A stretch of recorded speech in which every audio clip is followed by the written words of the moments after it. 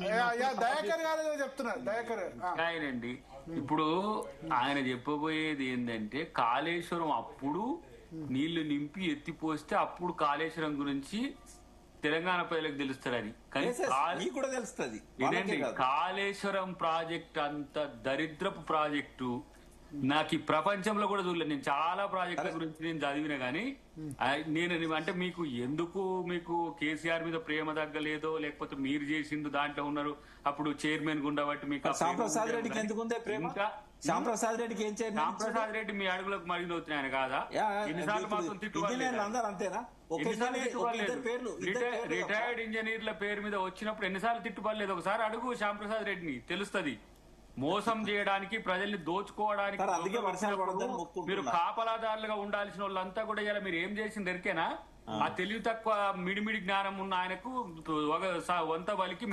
దయాకర్ గారు ఒక మాట, ఇప్పుడు వి ప్రకాష్ గారు అన్నట్టు సరే వర్షాలు పడద్దు అని మొక్కవట్లేదు, ఒకవేళ పడకుంటే కాళేశ్వరం ప్రాజెక్టు విలువ తెలుస్తుంది అని భరత్ భాయ్ నువ్వు గట్టిగా మాట్లాడుతావు. మీరు పెట్టండి, తమ్మునేలు పెట్టండి భరత్ గారు. వార్తలు కూడా మీరే రాయండి. ఎందుకంటే జనానికి అర్థం కావాలి. లాగా నేను పోయి ఓట్లాడేటోని కాదు. నేనేమంటున్నా, ఓట్లు అడగకపోయినా ప్రజలకు బాధ్యత ఉండాలి. ప్రకాష్ గారు జయశంకర్ సార్ కి ఏం ఓట్లుండే, లక్ష్మణ్ బాబుకి ఏం ఓట్లుండే, జయశంకర్ సార్ తెలంగాణ ఉద్యమకారులకు కోదండరామ్ ఎట్లా తెలుస్తుంది అంటారు విలువ? ఏది కాళేశ్వరం విలువనా?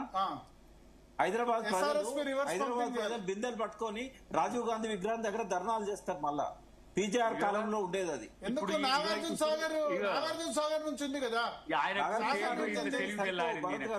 నాగార్జున సాగర్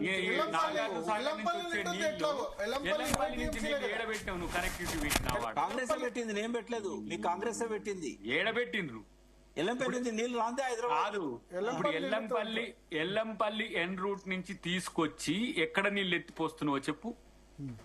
ఎల్లంపల్లి వాటరే ఇవాళ హైదరాబాద్ మెట్రో వాటర్ వర్క్స్ వాళ్ళు సప్లిమెంట్ చేస్తున్నారు. మీరు వాళ్ళకి లేఖ రాయండి. ప్రధానికి మీకు రైట్ టు ఇన్ఫర్మేషన్ కింద అడిగితే వాళ్ళు స్టాటిస్టిక్స్ ఇస్తారు. ఇప్పుడు నాగార్జున సాగర్ నుంచి ఎన్ని నీళ్లు వస్తున్నాయి? నాగార్జున సాగర్ ఇప్పుడు మనకు ఎన్ని నీళ్లు అవసరం ఉన్నాయో, నాగార్జున సాగర్ నుంచి ఎన్ని నీళ్లు వస్తున్నాయి నువ్వు చెప్పరాదన్నా? 60 MLD దాదాపుగా మనకు అవసరం ఉన్నది.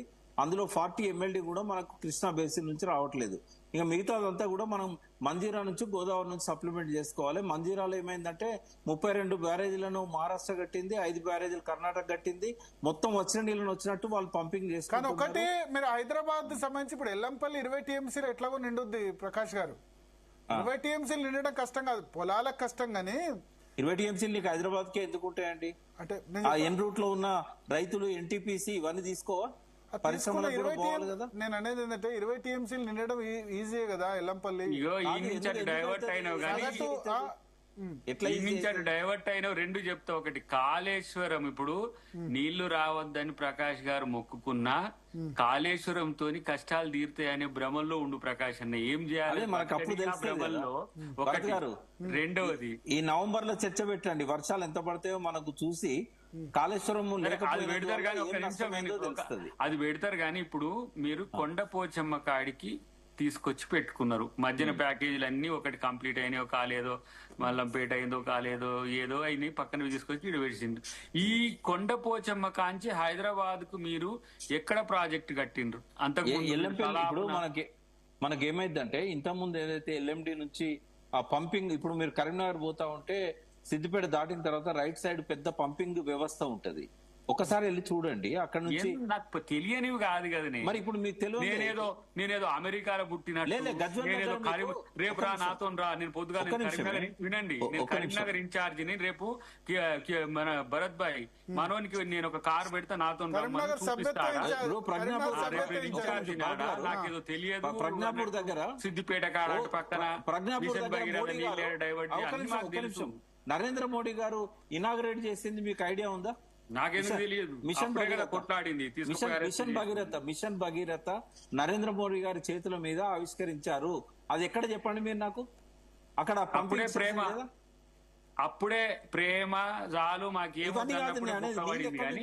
హైదరాబాద్ కు నీళ్లు ఎక్కడి నుంచి వస్తున్నాయంటే అది ఎవరు పెట్టింది? అది నరేంద్ర మోడీ గారు ఎవరిది? అది ఏది అది ఎవరు పెట్టింది? అది కేసీఆర్ పెట్టాడు. ఎవరు? మిషన్ భగీరథ లేదు ఎన్ కదా. రూట్ లో 10 TMC శ్రీపాద ఎల్లంపల్లి నుంచి అంబేద్కర్ ప్రాణహిత చేవల్ల సుజల స్రవంతి పేరు మీద, దాని పేరు ఏందో తెలుసా?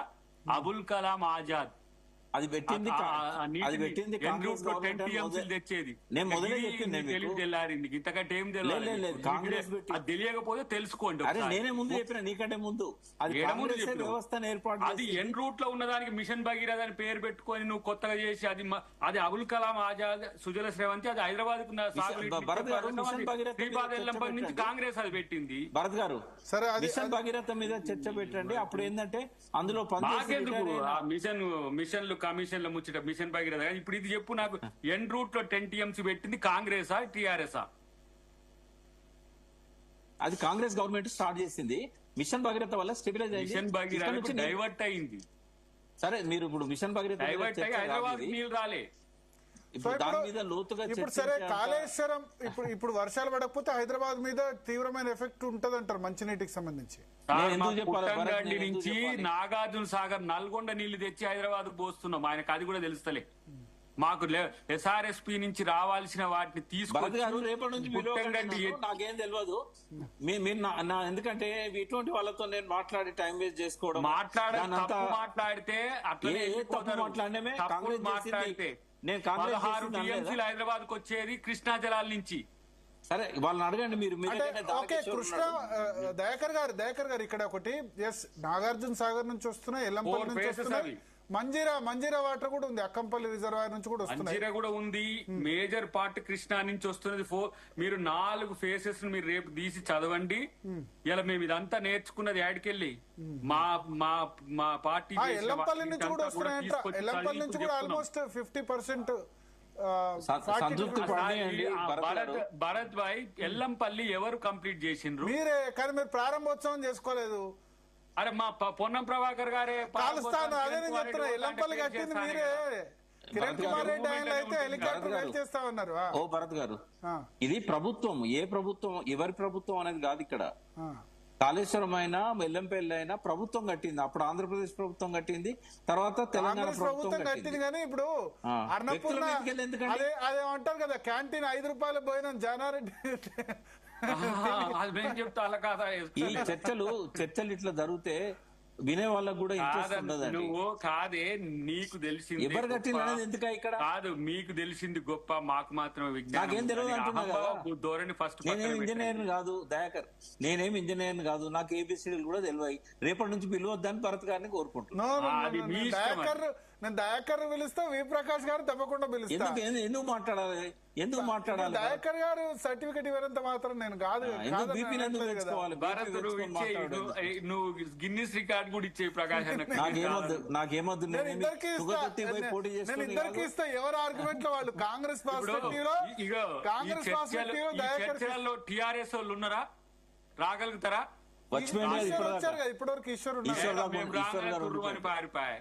అంటే ఆయన ఫోన్ ఇన్ లో ఉన్నారు కొద్దిసేపు.